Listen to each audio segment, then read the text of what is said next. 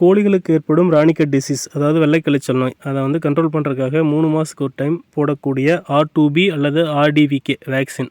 So அதை தான் இந்த வீடியோவில் எப்படி கோழிகளுக்கு போட போகிறோம் அப்படிங்கிறத இந்த வீடியோவில் டீட்டெயிலாக சொல்கிறோம், பார்த்துக்குங்க. ஸோ இதுதான் தேவையான மெட்டீரியலு. ஃபஸ்ட்டு நம்ம என்ன பண்ண போகிறோன்னா, அந்த ரெட் கலரில் இருக்கிற டைல்யூஷன் எடுக்கணும். இது பார்த்திங்கன்னா ஒரு சாதாரண வாட்டர் மாதிரி தான் இருக்கும். ஸோ இது வந்து கூலிங்கில் தான் வச்சுருக்கணும். அப்போ தான் வந்து அந்த உள்ளே இருக்கிற கிருமி வந்து இறக்காமல் இருக்கும்.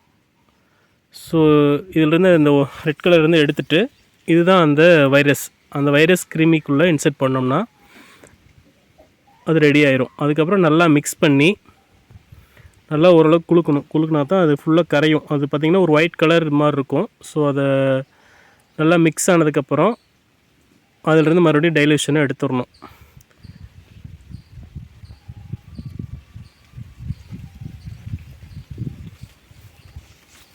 இப்போ டைல்யூஷன் எடுத்துகிட்ருக்கோம். டைல்யூஷன் எடுத்துகிட்டு அதுக்கப்புறம் மறுபடியும் அந்த ரெட் கலர் டைல்யூஷனுக்குள்ளே மிக்ஸ் பண்ணிடணும். ஸோ மிக்ஸ் பண்ணிட்டோம்னா இது வந்து கரெக்டாக இப்போ கோழிகளுக்கு தடுப்பூசி போடுறதுக்கான வேக்சின் ரெடி. ஸோ இதை தான் வந்து நம்ம கோழிகளோட ரெக்கையில் போட போகிறோம். ஸோ ரெக்கையில் போடுறோம் அப்படின்னா, ஸோ அந்த முன்னாடி இருக்கிற அந்த இறகையெல்லாம் கொஞ்சம் பிடுங்கிட்டோம் அப்படின்னா நமக்கு வந்து இன்செர்ட் பண்ணுறதுக்கு ஈஸியாக இருக்கும். ஸோ இப்போ வந்து வேக்சினை எடுக்கிறோம்.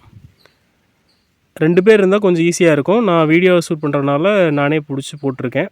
ஸோ இதை எடுத்துகிட்டு கோழியோட சதையில் பற்றக்கூடாது, நரம்பில் பற்றக்கூடாது, மேல் தோலில் தான் இந்த வேக்சின் இன்செர்ட் பண்ணணும்.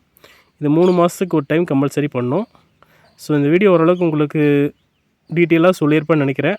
இந்த வீடியோ பிடிச்சிருந்தால் லைக், ஷேர் அண்ட் கமெண்ட் பண்ணுங்கள். தேங்க்யூ ஃபார் வாட்சிங்.